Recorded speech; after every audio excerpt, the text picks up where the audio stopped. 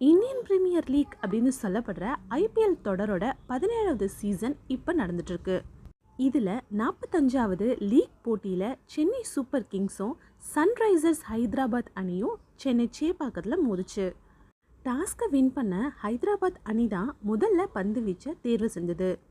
முதல்ல பேட்டிங் செஞ்ச சிஎஸ்கே அணி 20 ஓவர்களில் 3 விக்கெட்டுகளை இழந்து 212 ரன்களை அடிச்சது.